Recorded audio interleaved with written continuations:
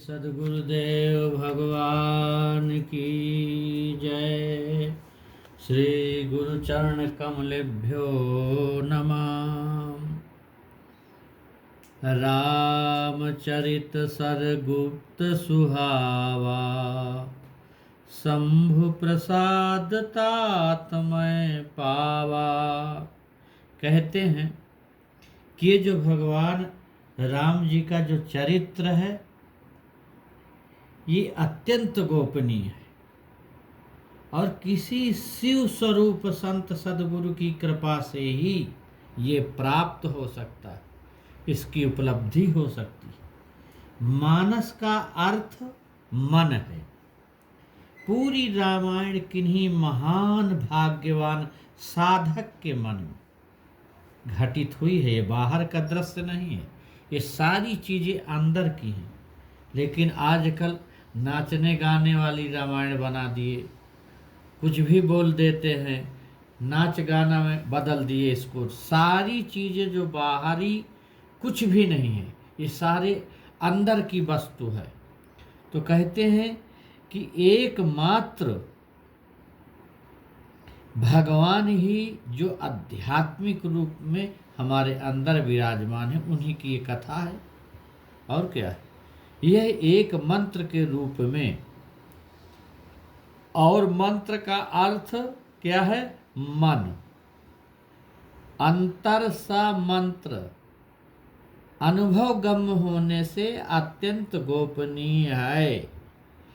आध्यात्मिक भाव ज्यों का त्यों कहा या लिखा नहीं जा सकता, इसलिए उस अलौकिक तत्व को लौकिक कथा कहानियों के रूप में कहा लिखा जाता है। ये अलौकिक है, इसको कौन बताएगा? लेकिन एक लौकिक रूप को लेकर लौकिक रूपक बांध करके लोगों को समझाया जाता थोड़ा बहुत, लेकिन वो पूरा तथ्यात्मक नहीं होता है।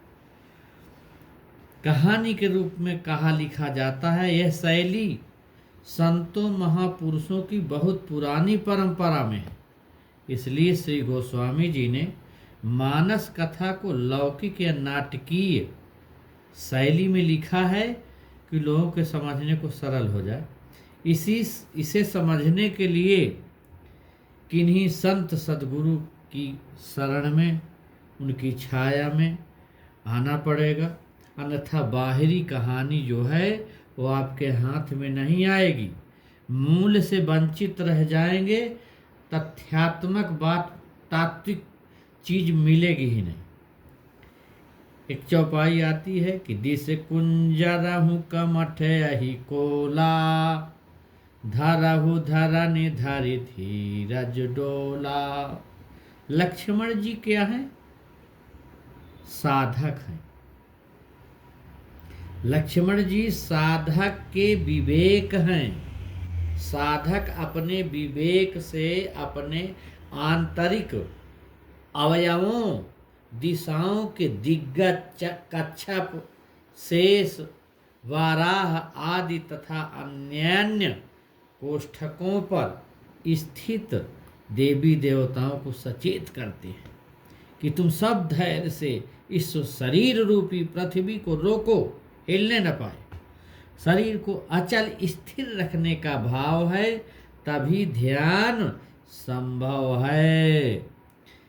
कहा गया है कि लेत चढ़ावत खैचत गाढ़े, काहू न लखा देख सब ठाड़े। कहते यदि बाहर धनुष टूटता तो झुकते, उठाते, प्रत्यंचा चढ़ाते और डोरी खींचते तो शरीर कैसे न हिलता? अवश्य हिलता। तो धनुष टूटने को सब खड़े देख रहे थे, किंतु किसी ने देखा भी नहीं, धनुष टूट गया। इससे स्पष्ट है कि यह आंतरिक घटना है, बाहर का नहीं है। अब मूल पर आइए। साधक जब साधना करते करते योगारूढ़ होने या चित्त रूपी चाप या भव चाप, सांसारिक आसक्ति तोड़ कर अयोगारूढ़ होने की स्थिति में आता है तब उसका चित्त रंगभूमि बन जाता है। ये गुरुदेव का ऐसा भाव है, गुरुदेव का हमारे ऐसे भावनाएं हैं कि इसको पूरी आध्यात्मिक आंतरिक कैसे भगवत भाव प्राप्त होता है, उन्होंने ये सब बताया। क्योंकि योग को चित्त ही धारण करता है। योगास चित्त वृत्ति निरोधा। उस चित्त में जब भगवान का निरोध किया जाए, भगवान की पराशक्ति क्या है? माया या सीता और पगुधारी अर्थात श्री राम जी, इन्होंने ही श्री विष्णु रूप में ब्राह्मण श्रेष्ठ भृगु जी के चरण अपने वक्ष स्थल पर धारण किया था। दोनों शक्ति और शक्तिमान के एक होने का समय अब आ गया। साधक अचल स्थिर आसन पर बैठ शरीर स्थिर कर चित्त को बाहर से खींच एकाग्र कर परमात्मा में लगा दिया जाए। शरीर को हल्का झटका लगा और चित्त रूपी क्या हुआ? चाप टूट गया। अर्थात चित्त संसार से हटा करके, क्योंकि संसार दुखालय है, संसार से हटा करके परमात्मा में ठीक दृढ़ संकल्पता से लगा दिया जाए।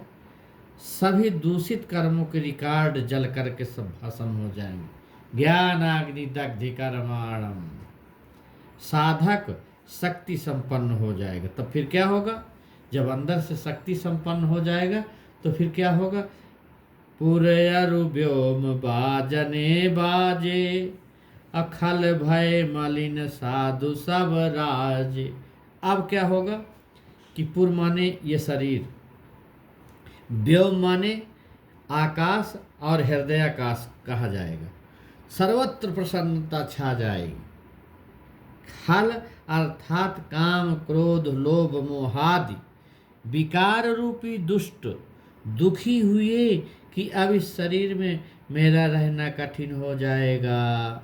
और साधु सब राजे अर्थात साध्य वस्तु परमात्मा को प्राप्त करने वाली क्षमताएं, जिनके लिए ब्रह्मा जी का आदेश हुआ था कि वानर तन अर्थात ब्रह्म ज्ञान रूपी बंदरों के रूप में इस शरीर में रह करके भगवान की सेवा भजन करो और उनके प्रकट होने की राह देखो। तो 14 अध्यात्म और इन्हीं का समाज नर नारी है।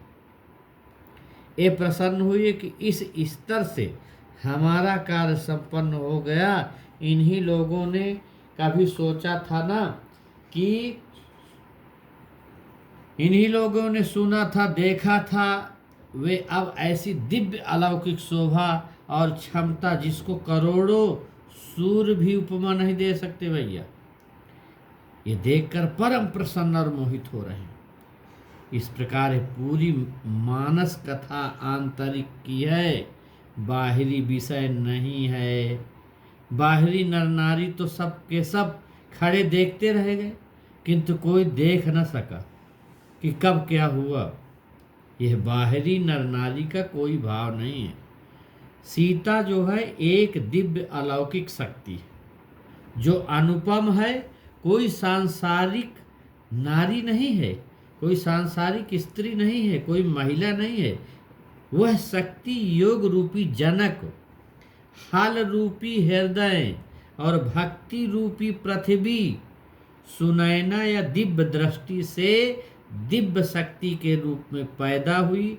हजारों साधक साधना करते और सभी चित्त की चंचलता रूपी चाप को तोड़ इस शक्ति को प्राप्त करना चाहते हैं, किंतु चित्त की चंचलता न रोक पाने के कारण सीता रूपी शक्ति को प्राप्त नहीं कर पाती। यदि 10,000 साधक समूह में बैठकर साधना करें तो भी चित्त की चंचलता को रोक सकने में सक्षम नहीं होते।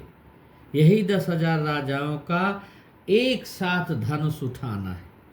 कैसे कि भूप सहस दसे कहीं बारा, अलग लगे उठावन टरई नटारा।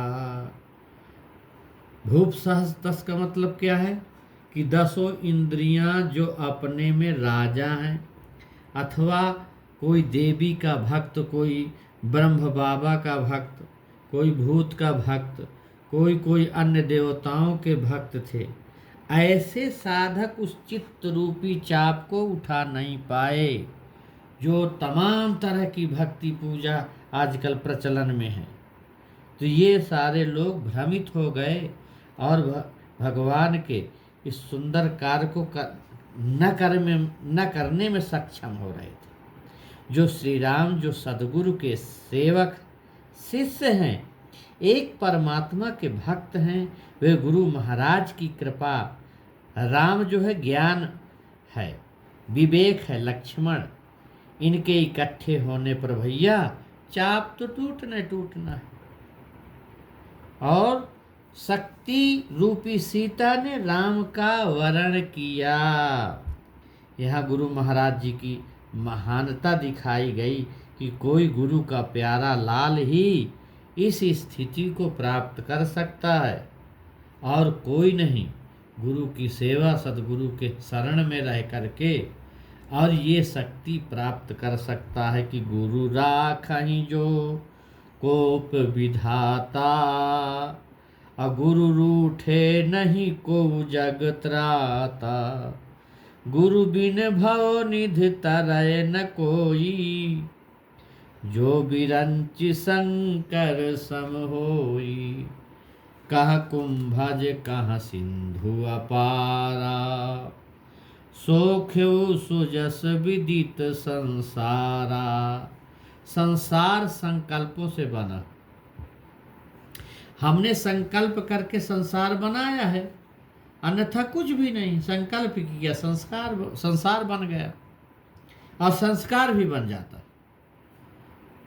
ये सब माया, संसार ही समुद्र है। संकल्पों का उद्गम स्थान नाभि है, श्वास प्रश्वास के जप की रगड़ से यह यहाँ स्थित कमल जो पहले से अधोमुखी रहता है, वो ऊर्ध्वमुखी होकर खिल जाता है और साधक को अनेक शक्तियाँ, क्षमताएं प्रदान करता है तथा विषयों से संबंधित संकल्पों का उठना बंद हो जाता है। यही कुंभज द्वारा समुद्र का पीना है। और कोई समुद्र पी जाएगा क्या कोई मनुष्य? ये तो सब अतिशयोक्ति अलंकार है। यही है कि संकल्पों का बंद हो जाए, यही कुंभज का पीना हो गया, समुद्र का पीना हो गया कुंभज का। यह मानस है, इसमें वर्णित सभी चरित्र साधक के हृदय की अवस्था है, बाहर की नहीं है। समुद्र तो एक नमकीन खारा दूसरे संसार के 3/4 क्षेत्र में विस्तारित है समुद्र। यदि अगस्त्य जी की कोई व्यक्ति, मान लिया जाए कि एक व्यक्ति इतनी अपार खारे पानी की जल राशि को कैसे पी सकता था, किंतु नहीं, ये अध्यात्म में ऐसा ही होता। सबके नाभि में सर्पिणी के आकार की एक कुंडलिनी शक्ति रहती है, जो विषयासक्त रहने से अधोमुखी हो जाती है। उसे साधना प्रक्रिया से श्वास प्रश्वास के जप द्वारा जागृत किया जाता है, और जागृत हो जाने पर उसका मुख जो है ऊपर की ओर हो जाता है और कमल की तरह खिल जाती है। यही कुंभज या कुंडलनी शक्ति है। इसके खिल जाने पर साधक को इसके द्वारा अलौकिक शक्तियाँ, दिव्य अच्छे अच्छे अस्त्र शस्त्र, अलौकिक क्षमताएं प्राप्त हो जाती हैं और सभी पुराने पाप समूह जलकर भस्म हो जाते हैं। सहस्त्र, ये जितने सठ विकार को मारने के लिए उसमें क्षमता प्राप्त हो जाती है। यहाँ संकल्प उठते और हृदय में आकार अंकुरित हो जाते हैं। यहाँ से कंठकूप गले में चले जाते हैं, जहाँ सरस्वती जी और ब्रह्मा जी रहते हैं। यहाँ से कहने और फिर करने में आ जाते हैं, पहले कहने में फिर करने में। इस संसार में विषय रूपी जल भरा है, इसी से इसका नाम क्या पड़ा? संसार सागर। इस कुंडली के जागृत हो जाने पर इन संकल्पों का उठना बंद हो जाता है और जो पुराने संकल्प प्रारब्ध में पड़े रहते थे, जो भी पड़े हैं प्रारब्ध में, उन्हें साधक साधना द्वारा समाप्त करके और संसार सागर से पार हो जाता है। फिर भैया उसको आवागमन के चक्कर में नहीं आता। इसको बोलते हैं कैवल्य परम पद का अधिकारी। परमात्मा में फिर वो लीन हो जाता है। इस प्रकार रवि मंडल देख लघु लागा, तास उदय त्रिभुवन तम भागा। जैसे सूर्य के उदय होते ही सारा अंधकार दूर हो जाता है, उसी प्रकार अज्ञान के नष्ट होने पर जब प्रकाश हो जाता है तो सारा आनंद का एक सागर, एक लहर उमड़ने लगती है और आनंद की प्राप्ति हो जाती है। बोलिए सतगुरुदेव भगवान की जय। आज यहीं तक बताएंगे, कल फिर आपको बाद में अगला प्रसंग मिलेंगे।